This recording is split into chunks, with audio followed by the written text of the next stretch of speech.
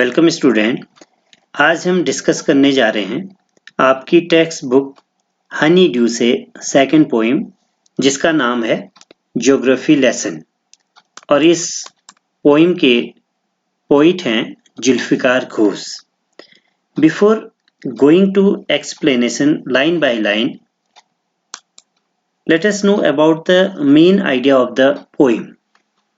इस पोइम की main theme यह है कि पोइट जब एक जेट प्लेन में आसमान में उड़ता है तो उससे पहले उसे ये लगता है कि उसका जो शहर है, उसका सिटी है, वो बड़े डिसऑर्डर वे में अव्यवस्थित रूप से फैला है।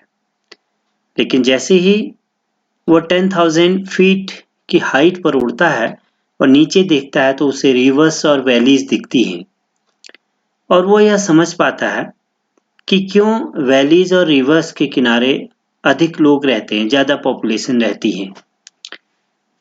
क्योंकि the land and the water facilities attracts people.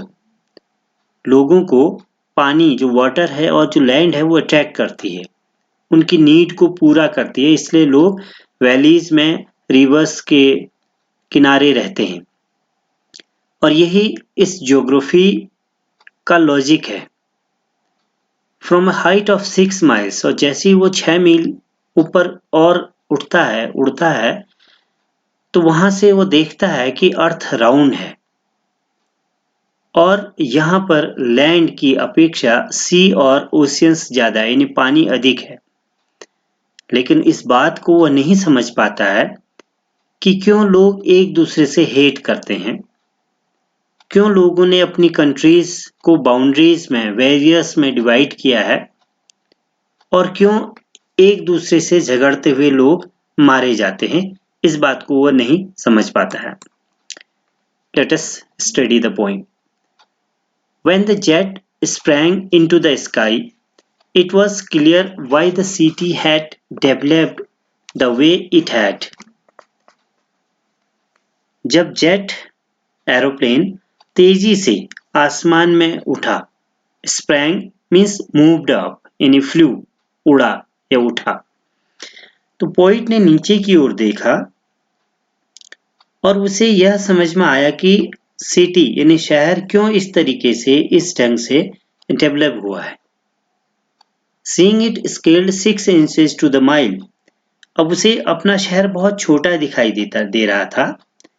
1 meal 6 inch के बराबर नजर आ रहा था, क्योंकि जैसे आप ऊपर उठते हैं तो आपको चीजें नीचे वो बहुत छोटी दिखाई देने लग जाती हैं। There seemed an inhabitability about what on ground had looked haphazard, unplanned and without style when the jet sprang into the sky. Last line से आएंगे, जब जेट हवाई जहाज आकाश में उड़ा तो नीचे देख करके कोई भी कह सकता था कि जो नगर है, जो सिटी है, वो ठीक उसी तरीके से डेवलप हुई है, उसका विकास उसी तरीके से हुआ जिस तरीके से उसका होना चाहिए था और यह नेचुरल था।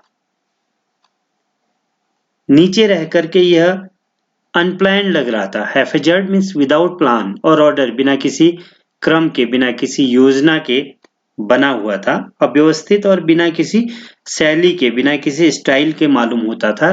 तो ऊपर जाकर के उसे समझ में आता है कि यह कि इस तरीके से क्यों बना हुआ है और क्यों वैलीज और रिवर्स के किनारे लोग रहते हैं। तो आप सेकेंड स्टेंजा देखते हैं। When the jet reached 10,000 feet, it was clear why the country had cities where the rivers ran and why the valleys were populated. और जब जेट हवाई जहाज 10,000 फीट की ऊंचाई पर उड़ता है और कवि ने नीचे देखा तो उसे उस ज्योग्राफी का जो लॉजिक है, भूगोल का तर्क है, वो और स्पष्टता से समझ आया कि लोग क्यों आकर्षित होकर बसे जहां भूमि और वाटर यानी जल स्रोत उपलब्ध थे।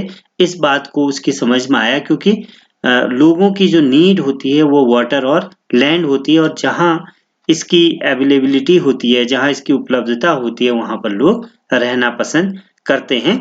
इस बात को उसकी समझ में तब आया जब वो 10,000 फीट ऊपर जाता है और वहाँ से नीचे देखता है। Delineated means here shown. Next line. When the jet rose 6 miles high, it was clear the earth was round and that it had more sea than land. और जब पोइट का जो जेट है वो 6 मील ऊपर उठता है, तब जो पृथ्वी है, अर्थ है, वो स्पष्ट रूप से गोल दिखाई देती है, राउंड दिखाई देती है। And that it had more sea than land, और उसे यह पता लगता है, उसे यह भी दिखाई देता है कि पृथ्वी पर, अर्थ पर भूमि से अधिक समुद्र है, लैंड से अधिक सी है, ओशियन से यानी वाटर अधिक है।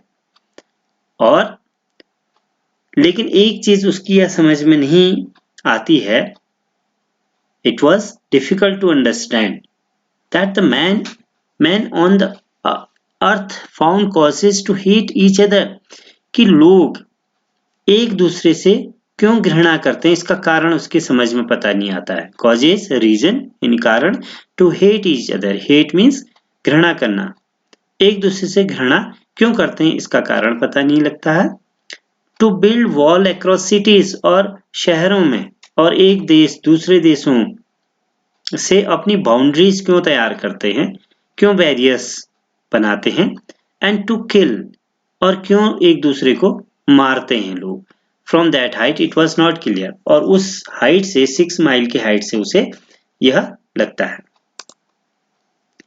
तो ये इस तरीके से आपका ये पोइम कंप्लीट हुई। इसमें स्टेंजा फर्स्ट और सेकंड की आपके क्वेश्चन आंसर्स हैं, आप इन्हें देख करके अपनी नोटबुक में नोट करेंगे, और ये आपको पोइम को अंडरस्टैंड करने में, समझने में आपको हेल्प करेगी। ये आपके लिए सॉल्व यहाँ पर क्वेश्चंस हैं, और एक क्लास में असाइनमेंट जो कंक्लूडिंग लाइंस हैं वो दी हैं, उसमें से आपके यहाँ पर 4 क्वेश्चंस हैं, उनको आपको सॉल्व करना है। क्वेश्चंस की मीनिंग मैं यहाँ पर समझाता हूँ।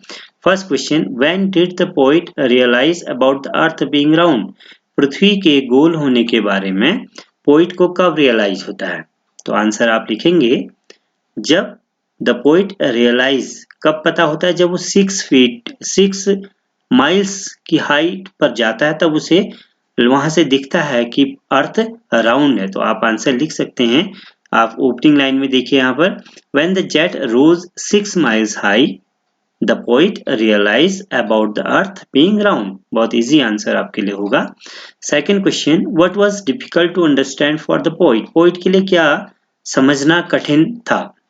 तो वो कठिन क्या चीज थी कि क्यों लोग एक दूसरे से हेट करते हैं, क्यों बाउंड्रीज तैयार करते हैं, बैरियर्स तैयार करते हैं, एक दूसरे को लोग क्यों मारते। तो आंसर आप स्टार्ट कर सकते हैं ऐसे क्वेश्चन से ही कि it was difficult to understand for the poet why the people hate each other and why they built wall across cities and to kill. तो लोग एक दूसरे में बाउंड्रीज क्यों बनाते हैं, लोग एक दूसरे से हेट क्यों करते हैं, एक दूसरे को क्यों मारते हैं, यह समझना अभी भी कठिन था पोइट के लिए।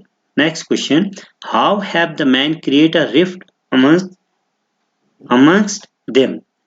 तो कैसे एक रिफ्ट, एक वैली, एक बैरियर क्रिएट करता है मैन के बीच में, कैसे, क्या तैयार करता है। तो आंसर हो सकता है, the man raised boundaries and barriers.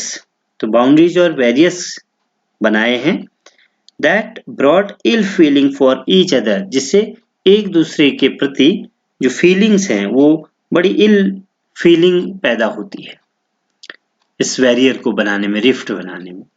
Last question, name the poem and the poet. इस पोइम का नाम और पोइट का नाम आपको लिखना है। तो आप लिख सकते हैं, the name of the poem is geography lesson and the poet is Zulfikar Ghosh. तो ये आंसर आप अपनी नोटबुक में लिख सकते हैं। तो ये पोइम कंप्लीट हुई, और आपसे मिलते हैं एक नई वीडियो के साथ।